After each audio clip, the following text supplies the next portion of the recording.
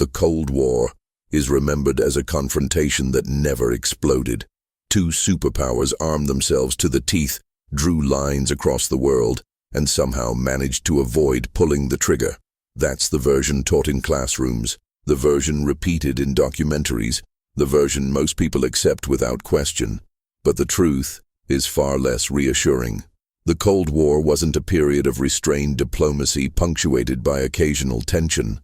It was a sustained rehearsal for extinction, conducted in silence, managed by bureaucrats and kept alive by systems designed to function without asking permission. What's been forgotten, or more accurately, what's been deliberately obscured, is how many times those systems nearly activated on their own. How many times human error, technical malfunction, and institutional paranoia brought the world within minutes of a nuclear exchange that no one intended and no one could stop. These weren't hypothetical scenarios. They were documented incidents, some declassified decades later, others still partially sealed, all of them involving real weapons, real commands, and real consequences that were avoided not through wisdom or diplomacy, but through luck, coincidence, and the occasional refusal of a single individual to follow protocol. This is not a story about heroism. It's a story about a war that was always about to happen, managed by people who were trained not to think, only to respond.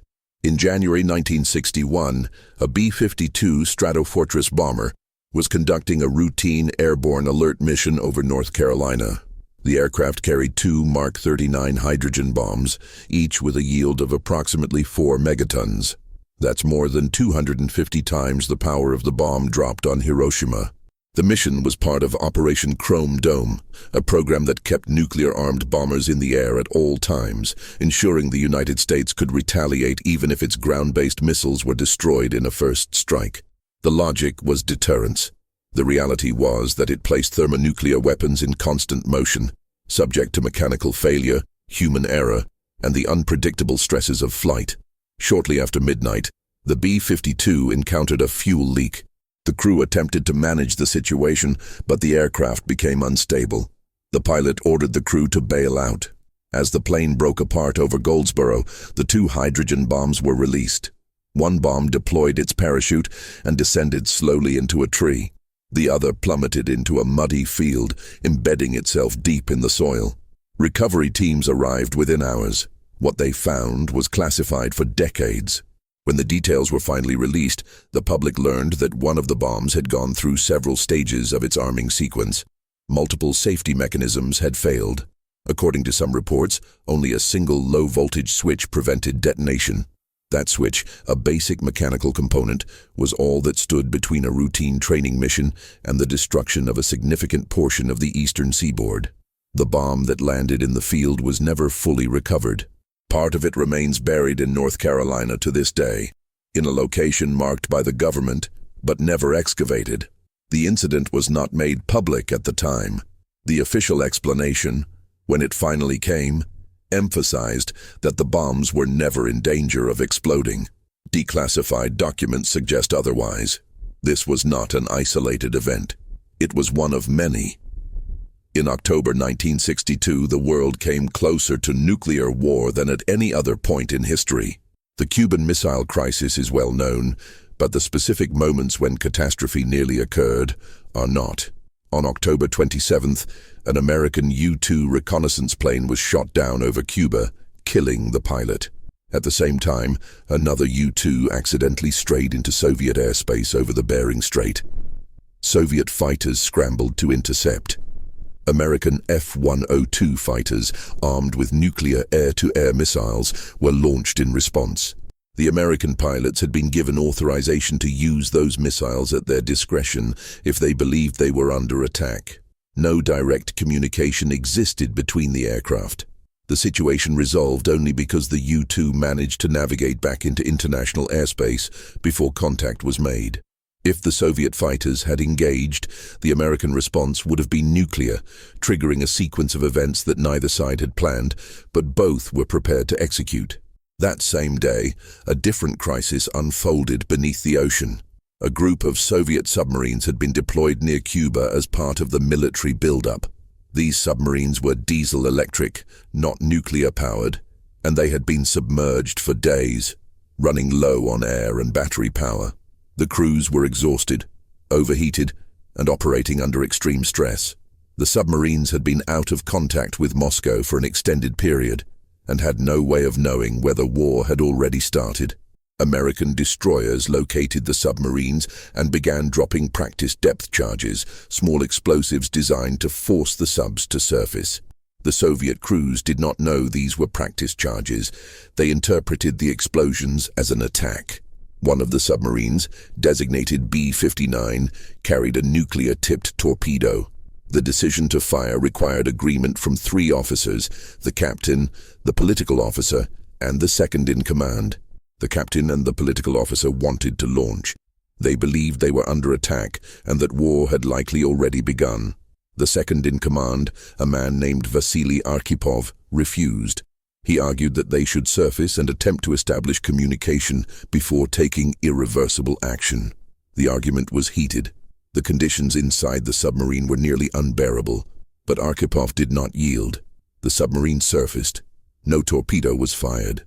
The American destroyers allowed the submarine to retreat. Archipov's decision is not widely known, even today. He was not celebrated in his lifetime. He followed no special protocol in refusing to fire. He simply disagreed. That disagreement is the only reason the confrontation did not escalate into a nuclear exchange between American and Soviet forces in the Caribbean, an exchange that would have almost certainly triggered a full-scale war. His role was classified by the Soviet Union and only came to light decades later.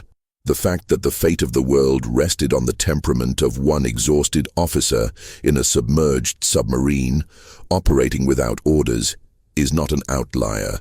It is representative of how the Cold War actually functioned.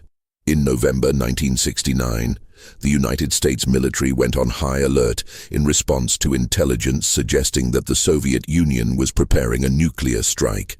The alert, designated DEFCON 2 in some sectors, was based on ambiguous signals and unverified reports.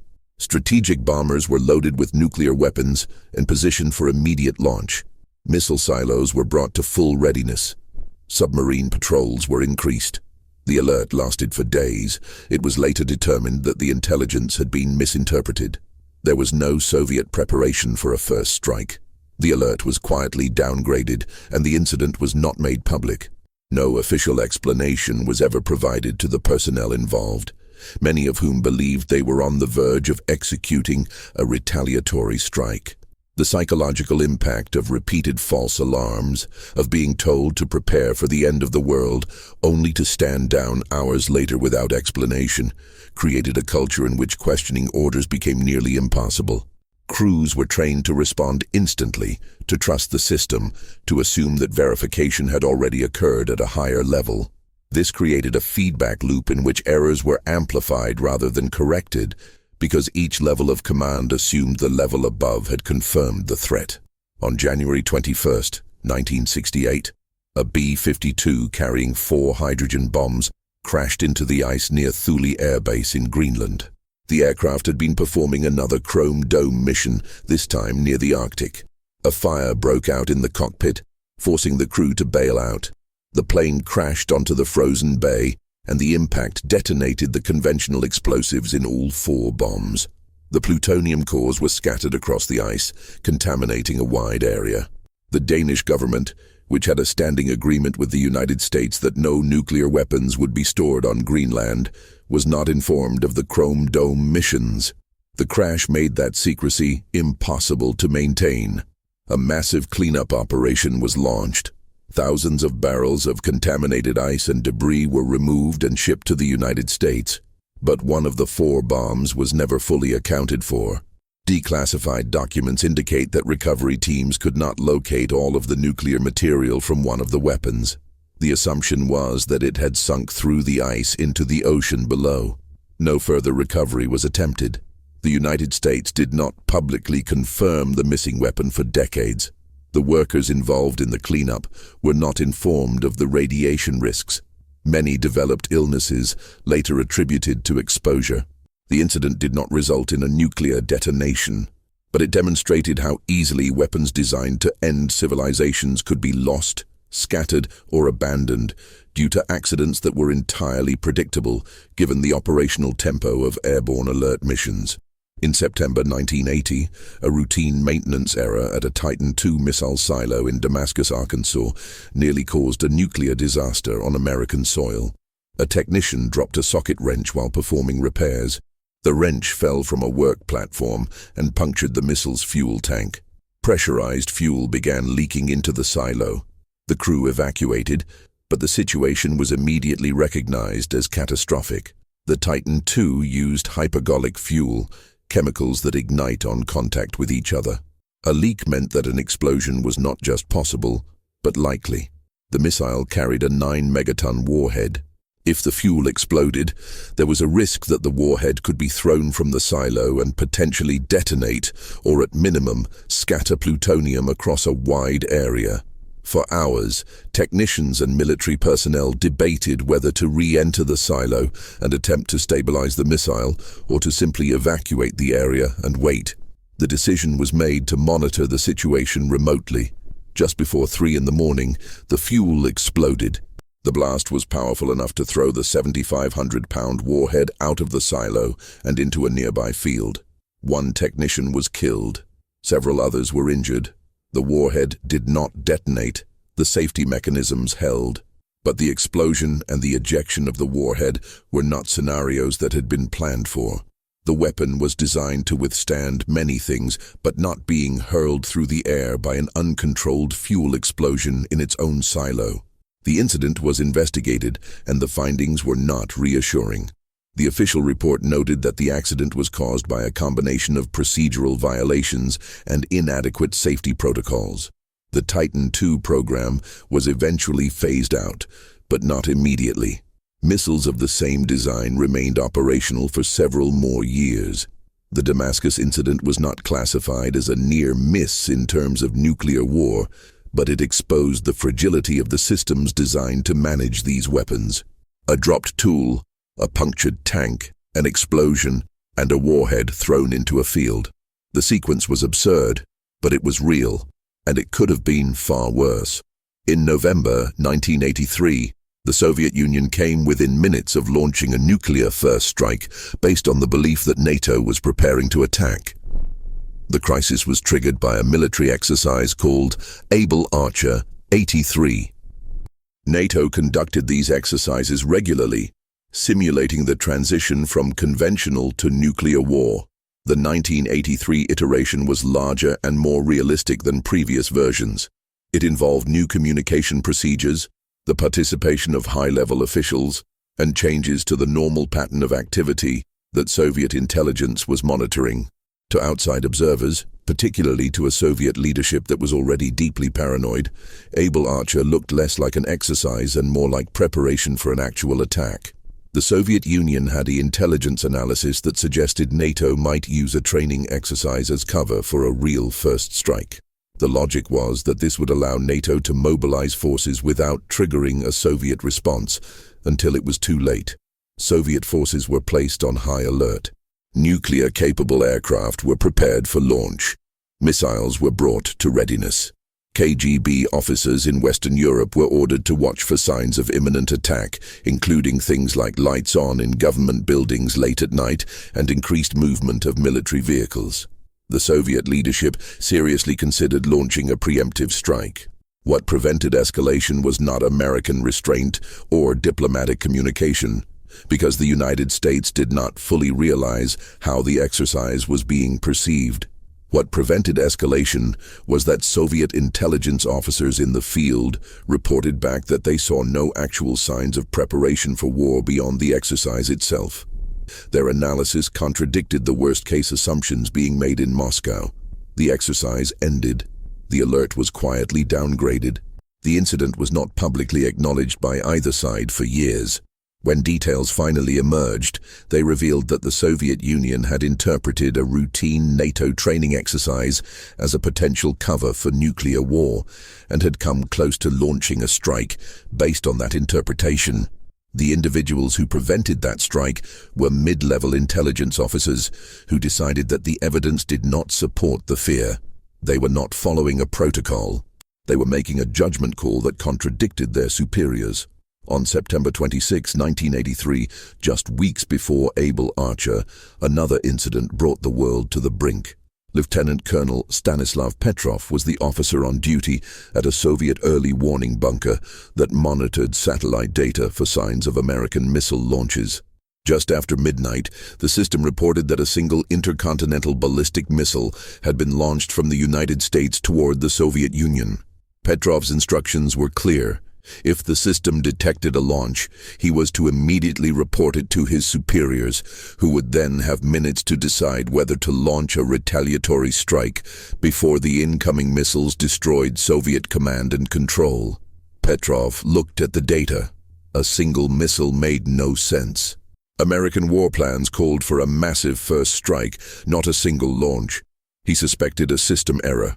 Then the system reported a second missile, then a third, then a fourth, then a fifth. 5 missiles were now reported as incoming. Petrov had seconds to decide.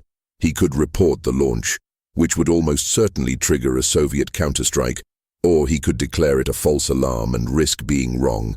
If he was wrong, and American missiles were actually inbound, the Soviet Union would lose its chance to retaliate. Petrov reported it as a false alarm. He based this on his judgment that the number of missiles was inconsistent with an actual attack, and that the system had been glitchy in the past. He was correct. It was a false alarm. The system had misinterpreted sunlight reflecting off clouds as missile launches. Petrov was not rewarded for his decision. He was reprimanded for incomplete paperwork related to the incident. His role in preventing what could have been a nuclear war was not acknowledged publicly until years later, and then only in the West. The Soviet system did not celebrate individuals who broke protocol, even when breaking protocol saved lives. Petrov's decision, like Archipov's, was not the result of training or procedure. It was the result of individual judgment applied in a moment when the system demanded obedience, not thought. In January 1995, Russian early warning systems detected the launch of a missile off the coast of Norway. The missile was traveling on a trajectory that suggested it could be a nuclear strike aimed at Moscow. Russian nuclear forces were placed on alert. The nuclear briefcase was brought to President Boris Yeltsin. He had minutes to decide whether to order a retaliatory strike. The missile was actually a Norwegian scientific rocket launched to study the aurora borealis. Norway had notified Russia of the launch in advance, but the notification had not reached the military personnel monitoring the early warning system. The bureaucratic failure to pass along routine information nearly triggered a nuclear response. Yeltsin chose not to launch. The missile's trajectory became clear within minutes, revealing that it was not headed for Russian territory. The incident occurred after the Cold War had officially ended. It demonstrated that the systems, the protocols, the fears, and the potential for catastrophic error had not ended with the Berlin Wall. The infrastructure of mutual annihilation remained in place, still operating on the assumption that the other side might strike at any moment, still vulnerable to the same technical glitches and communication failures that had plagued it for decades. Throughout the Cold War, the United States and the Soviet Union both maintained policies of launch on warning, meaning that if their early warning systems detected an incoming attack, they were prepared to launch their own missiles before the enemy weapons arrived. This policy was based on the fear that a successful first strike could destroy enough of a nation's nuclear arsenal to prevent effective retaliation. Launch on warning meant that the decision to begin a nuclear war could be compressed into a window of minutes, with no time for verification, no time for diplomacy, no time for anything except the execution of pre-planned responses. Both sides understood that this created the risk of accidental war. Both sides accepted that risk as preferable to the alternative, which was being destroyed without the ability to strike back.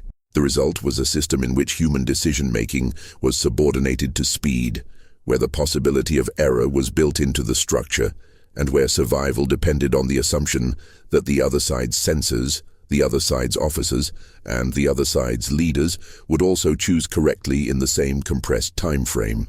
The number of nuclear weapons lost, damaged, or involved in accidents during the Cold War is not fully known. The United States has officially acknowledged 32 broken arrow incidents, a military term for accidents involving nuclear weapons. The actual number is believed to be higher. The Soviet Union never released a full accounting. Weapons were lost in plane crashes, submarine sinkings, and transport accidents. Some were recovered, some were not.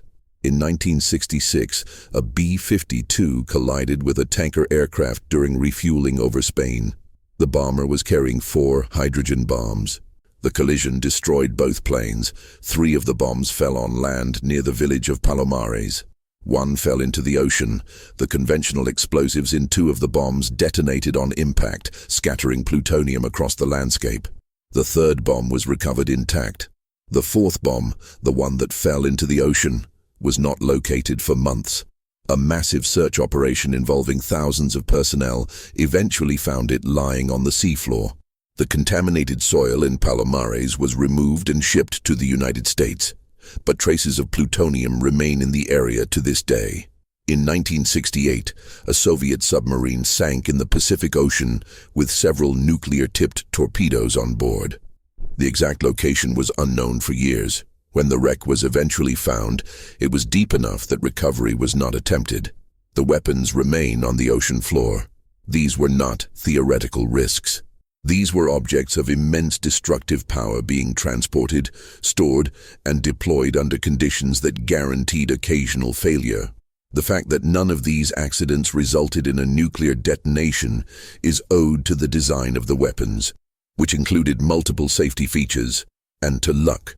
In the 1970s, both superpowers developed automated systems designed to ensure retaliation, even if leadership was destroyed in a first strike. The Soviet system, known in the West as Dead Hand, was designed to detect a nuclear attack through seismic sensors, radiation detectors, and communication breakdowns with leadership. If the system determined that a first strike had occurred and that Soviet leadership was no longer able to issue commands, it would automatically transmit launch orders to surviving missile silos. The system was intended to guarantee that even a successful decapitation strike would not prevent Soviet retaliation. It was also a system that removed human decision-making from the final stage of nuclear war. Once activated, Dead Hand would execute its programming without further input. The United States developed similar concepts, but relied more heavily on ensuring continuity of command through hardened bunkers, airborne command posts, and submarine-based deterrence. Both approaches shared the same underlying logic that nuclear war was something to be survived and prosecuted even after leadership was gone, even after cities were destroyed, even after the initial exchange. The war would continue because the systems were designed to continue, independent of human survival or human intent. The psychological impact on the personnel who operated these systems has been documented in memoirs, interviews, and medical records. Missile launch officers, submarine crews, bomber pilots, and radar technicians all lived with the knowledge that they might be called upon to execute orders that would kill millions. Many described a sense of detachment, a necessary emotional distance that allowed them to function. Some described the training as deliberately dehumanizing, focused on speed and procedure rather than consequences. Others described nightmares, anxiety, and the difficulty of reconciling their role with any sense of normal moral reasoning. The system required them not to think about what they were doing. It required them to trust that someone else had made the decision, that someone else had verified the threat, that they were simply one step in a chain of command that began somewhere far above them. That trust was misplaced. The decisions were often not being made by anyone. They were being made by the system itself, by sensors, by automated alerts, by protocols that assumed accuracy and ignored the possibility of error. The Cold War ended not because the systems were dismantled, but because the political will to sustain them collapsed. The Soviet Union dissolved. The ideological justification for the arms race evaporated. Treaties were signed to reduce the number of warheads, to eliminate certain types of missiles, to establish verification protocols. But the infrastructure remained. Thousands of nuclear weapons are still deployed, still maintained, still ready to launch. The early warning systems are still active, still vulnerable to the same technical failures and misinterpretations. The doctrine of launch on warning has been modified but not abandoned. The possibility of accidental war has been reduced but not eliminated. The Cold War as a political and ideological confrontation ended in 1991, but the systems that sustained it, the weapons, the sensors, the protocols, the assumptions, those did not end. They were inherited by a world that no longer remembered why they were built, that no longer understood the fear that created them, and that assumed without much evidence that the danger had passed.